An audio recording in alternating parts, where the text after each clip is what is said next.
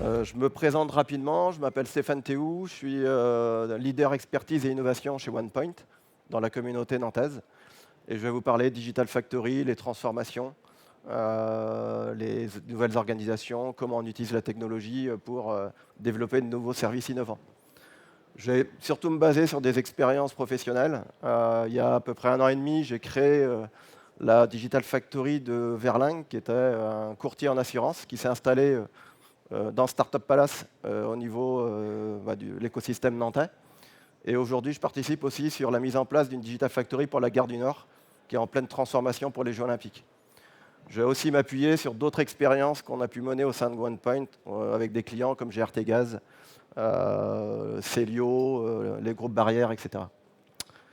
Donc il y a beaucoup de choses à dire, donc je vais peut-être aller vite. Et si je n'ai pas le temps que vous pouvez me poser des questions, n'hésitez pas à passer sur le stand OnePoint, c'est le stand de 111. Donc en fait, on s'aperçoit que, bon, avec des demandes de clients qui veulent des services de plus en plus rapidement, des nouveaux acteurs qui sont beaucoup plus agiles, comme des fintechs, les startups, de plus en plus de clients, il y a pas mal de buzz autour de Air France, Airbus, Thales, etc., créent des digital factories. Mais si on regarde concrètement ce que c'est pour ces différents acteurs, des fois, c'est simplement tester des idées, tester la faisabilité technique, donc c'est plutôt des boîtes à POC. Pour certaines, c'est plutôt concentrer dans un centre de ressources l'ensemble des compétences digitales. Pour d'autres, c'est comment je vais intégrer un peu d'agilité pour développer des applications un peu plus rapidement. Et pour d'autres, c'est plutôt uniquement les aspects innovation, aller chercher des idées dans les startups.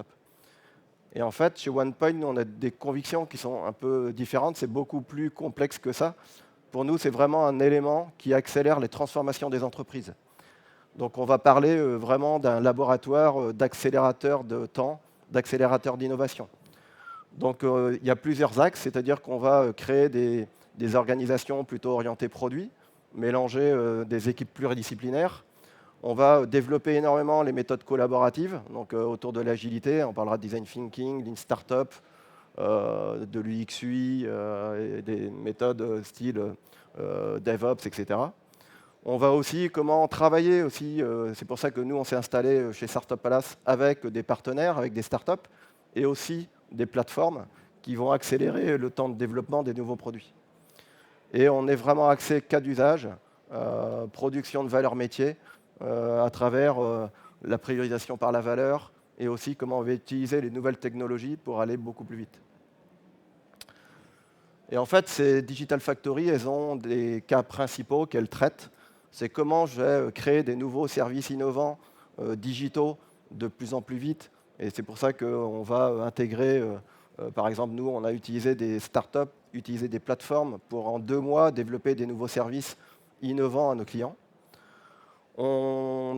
Pareil, des fois, les clients ont validé des idées à travers des prototypages.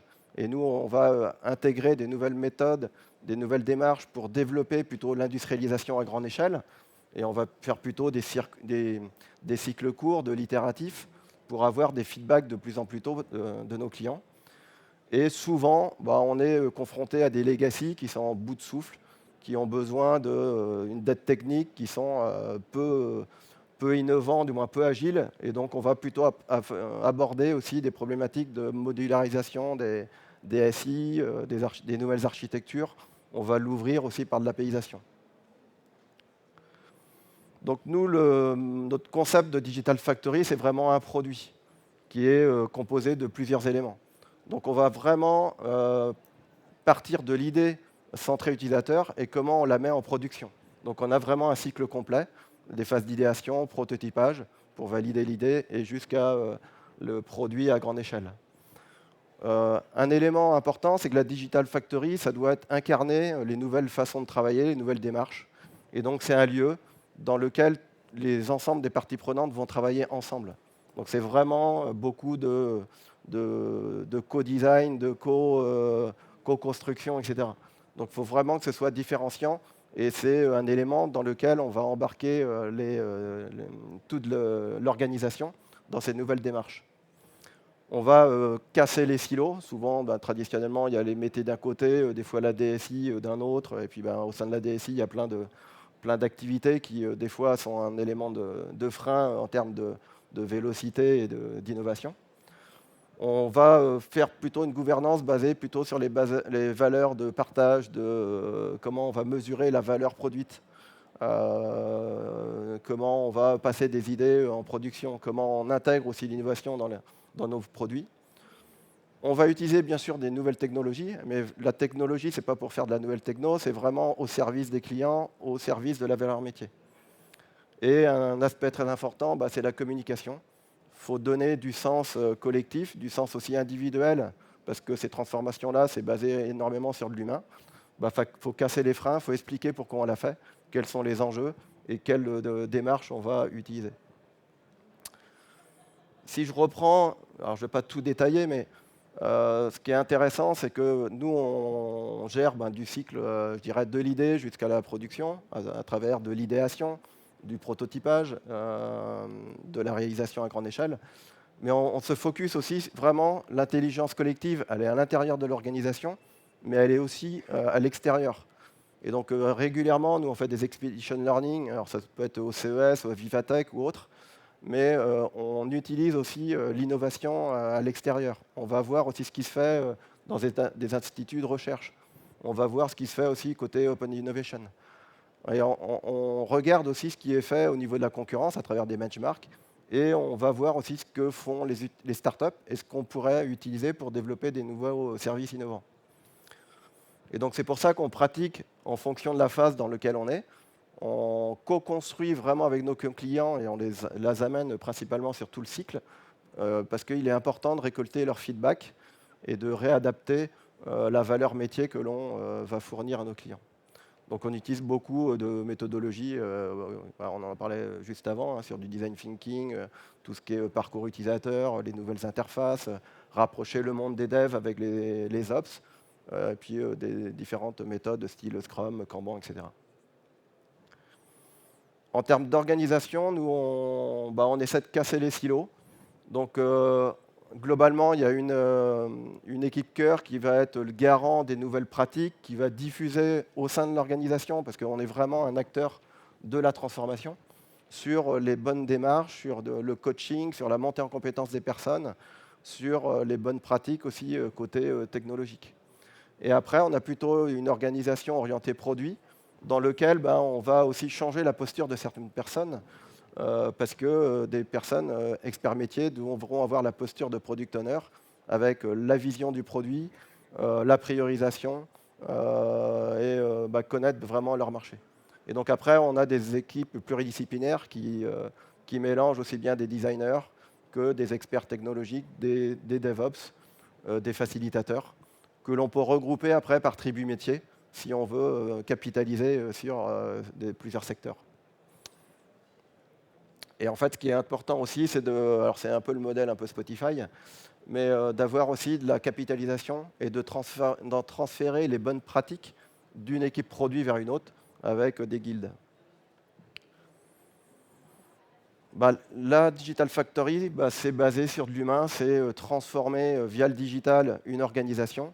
Et on peut avoir des freins parce que soit c'est mal expliqué, soit on n'a pas accompagné, soit on n'a pas formé. C'est des nouvelles démarches, des nouvelles technos. Donc ce qui est très important, c'est de former, mais pas en one-shot, mais surtout accompagner toutes les organisations au fil de l'eau, à travers du coaching, à travers de l'accompagnement. Donc, et dans le cas, par exemple, de clients, on a pu voir que pour des restrictions budgétaires, on a limité l'accompagnement, limité les formations. Et on s'aperçoit que ça a des impacts énormément sur la productivité, la valeur métier fournie. Pareil, quand on intègre des nouvelles technologies, des fois, on a l'effet où l'équipe va monter en compétences et peut aussi, par effet intégration de nouvelles technologies, travailler sur des produits innovants, de partir en mode un peu surchauffe. Donc il faut vraiment mesurer la montée en compétences et assurer que cette compétence, elle dure tout au long, du moins sur la durée. Alors, on a parlé beaucoup de méthodes autour de l'agilité, mais il faut aussi avoir je dirais, au moins une certaine culture sur d'autres démarches. En termes de développement, on parle de tout ce qui est faire les tests, par exemple, avant les développements, du TDD, on va faire du BDD, du DDD. Donc toutes les approches un peu Craftman, dans lesquelles on est plutôt artisan codeur. Donc on est fier du code produit, on travaille de manière collaborative. L'équipe valide aussi le code des autres participants dans les feature teams. Et il est important aussi de diffuser et de ne pas avoir le mode un peu warrior où des fois il y a un développeur qui maîtrise un pan technologique de notre SI. Là, on est vraiment dans des démarches d'auto-validation, auto-organisation, co-construction au sein des équipes. Pareil, on va souvent rapprocher quand même le monde des devs et des ops. Donc il y a les démarches DevOps avec des usines logicielles, des méthodologies, intégrer les ops dès le démarrage des projets, pas leur dire à la fin qu'ils vont avoir une mise en prod à telle date. Et on intègre aussi maintenant de plus en plus la sécurité, c'est pour ça qu'on parle plutôt de DevSecOps, avec où on prend la sécurité dès le démarrage aussi des nouveaux produits, donc avec la security by design. Et en fait, on va automatiser toute la partie delivery avec des plateformes usines logicielles d'intégration continue, delivery en continu, et tout est automatisé en termes de testing. Et pareil, en termes d'architecture, souvent on est confronté, comme je vous disais, à des fois à des monolithes. Va falloir modulariser, va falloir avoir des approches de type microservices, des approches aussi orientées plutôt métier. On va apaiser. Et dans certains cas aussi, dans le cas par exemple de la refonte de Verling que j'ai menée, ils avaient construit tout leur SI en 20 ans et ils ont créé peut-être des fois une gestion de CRM. Et typiquement, autant utiliser un produit chez un éditeur, l'intégrer. La valeur métier de l'entreprise, elle n'est pas là. Elle est vraiment sur leur cœur de métier. En termes de donc, comment on priorise et on rend les équipes autonomes, elles s'auto-organisent, etc. Donc elles ont tous les rituels, je dirais, autour de l'agilité, sur leur daily meeting, sur leur démonstration pour avoir les feedbacks des clients. Également toutes les rétrospectives, parce qu'on est vraiment dans une démarche d'amélioration continue. Il faut quand même avoir, mais minimiser quand même, quelques comités pour vraiment vérifier qu'on est vraiment dans la stratégie de la Digital Factory, toujours dans les enjeux, et aussi comment on va démontrer l'apport de valeur au sein de nos organisations. On est vraiment focusé cas d'usage, valeur métier, valeur délivrée. Et donc, ce qui est important, c'est de construire de manière, avec l'ensemble des parties prenantes, des indicateurs qui permettent de mesurer cette livraison de valeur métier. Donc on va plutôt travailler sur le nombre d'idées qui sont parties en prototypage et qui ont été développées en tant que produits en grande échelle. On va beaucoup insister aussi sur la satisfaction des clients, aussi sur la satisfaction des équipes. On va mesurer aussi des éléments plutôt sur des aspects qualitatifs, produits, supprimer la dette technique, avoir des indicateurs aussi de sécurisation de notre SI. Pareil, la Digital Factory, il faut le voir aussi, on va intégrer des nouvelles démarches, des nouvelles méthodes de travail, des nouvelles technologies. Et c'est vraiment un facteur pour capter des nouveaux talents et pour les fidéliser. Clairement, moi j'ai vu dans beaucoup de structures, on utilisait plutôt des vieilles technologies, des vieilles méthodes, et il y a un turnover très important. Donc ça, c'est vraiment un apport RH très important. Et pareil, il faut vraiment... alors tous ces indicateurs sont mis dans des dashboards, mais ce qui est important, c'est de jouer la transparence totale, de ne pas mettre des choses sous le tapis, comme on peut le voir dans du management traditionnel. C'est que toutes les parties prenantes doivent avoir accès à l'ensemble de tous ces KPI sur tous les produits. C'est ce que nous, on a fait, par exemple, chez Verling. Je vous présenterai plus tard. Pareil, comme on veut rendre les équipes autonomes, auto-organisées, etc., il faut avoir des mécanismes de prise de décision rapide. Parce que si on veut aller vite, si on veut apporter de l'innovation, des services innovants de plus en plus vite à nos clients, il faut casser un peu ces hiérarchies dans les anciens modèles. Et donc, on privilégie les prises de décision au niveau des équipes. Dans plusieurs cas, moi j'ai vu que, par exemple, au bout d'un certain nombre... alors des fois, il faut mieux s'arrêter lorsqu'on fait un prototype que dépenser des milliers d'euros dans des produits qui seront complètement dépassés quand ils seront mis en production peut-être 6 mois après. Donc il faut vraiment rendre la prise de décision au niveau de l'équipe. Et donc c'est ce qu'on nous on a fait.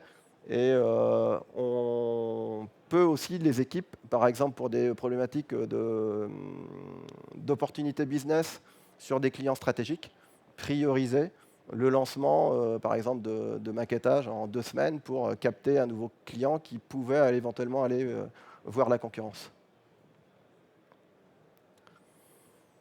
Alors, la Digital Factory, bah, c'est pareil, c'est de la techno, c'est des processus, c'est de l'humain, etc. Mais il faut partager. Et la technologie intervient vraiment sur l'ensemble du cycle de réalisation de produits au sein de la Digital Factory. Donc on met en place, pareil, des plateformes collaboratives pour donner de la visibilité à l'ensemble des parties prenantes. On va mettre en place des usines logicielles, donc avec du CI, CD, du continuous testing.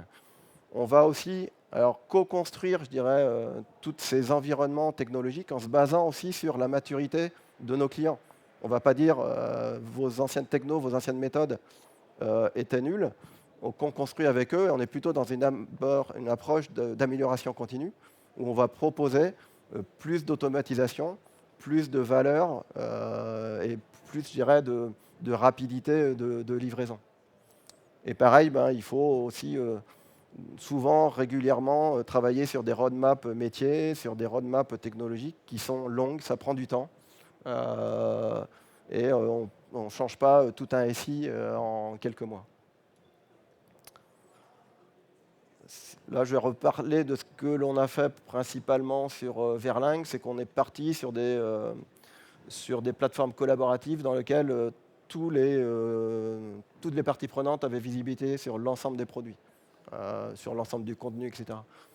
On a aussi utilisé toute une usine logicielle, que je vous présenterai dans le slide suivant, qui permet d'automatiser l'ensemble et de passer, je dirais, d'une user story en production en quelques minutes. Alors on n'est pas parti sur le cloud, mais on est parti sur des nouvelles infrastructures également à base de conteneurs, d'orchestrateurs de conteneurs, mais on est cloud ready.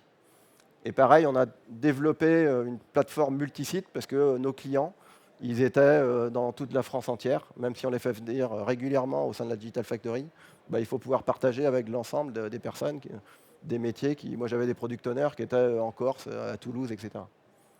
Et pareil, on a construit à partir de ces différentes briques de partage un dashboard qui capture l'ensemble des indicateurs issus de ces briques.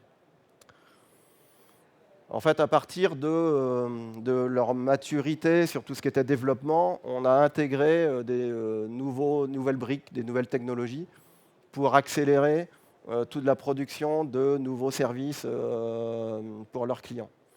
On a développé énormément de briques sur tout ce qui était partage de code, validation du code aussi pour diffuser la compétence. Tous les tests étaient complètement automatisés, mais ce n'est pas uniquement les tests unitaires, mais les tests d'accessibilité, les tests de performance, les tests de sécurité. Et après, on avait des composants qui étaient déployables sur des infrastructures autour de Kubernetes, sur des infra internes. Mais bon, comme je vous disais, on est en cloud ready. Et après, ce qui est pareil, on a mis énormément l'accent sur des sondes applicatives pour voir l'utilisation des services et quel était vraiment l'apport de nouveaux services. En fait, on s'aperçoit que dans des applications, souvent, peut-être 70% des fonctionnalités sont peu ou très peu utilisées. Donc, on va plutôt axer nos améliorations sur où il y a une forte utilisation, en améliorant les parcours utilisateurs, en améliorant les fonctionnalités, que se concentrer sur des briques peu utiles. Et à partir de l'usine logicielle et de la plateforme collaborative multisite, on avait monté en fait un dashboard pareil qui est consultable par l'ensemble des parties prenantes, France entière, dans lequel on partage la visibilité de la production de l'ensemble des équipes. Donc même si je ne bossais pas sur un produit, je pouvais consulter l'efficacité, la qualité du code produit sur les différents produits, les différentes couches, etc. Donc on a vraiment insisté sur le partage, sur la transparence, pour vraiment dans une démarche d'amélioration continue. Et pour terminer, comme je vous disais, c'est beaucoup d'humains, il faut embarquer tout le monde, il faut diffuser aussi ces bonnes pratiques, ces nouvelles démarches, ces nouvelles pratiques de développement, d'industrialisation, de production de valeur. On avait prévu une stratégie de communication dès le départ pour embarquer aussi l'ensemble de l'organisation. On a expliqué aussi quels étaient les enjeux et pourquoi on l'a fait, pour vraiment embarquer tout le monde. Et vraiment, la Digital Factory, ça doit diffuser dans l'ensemble de l'organisation ces nouvelles démarches de développement rapide et apporter de la valeur à nos clients. Merci.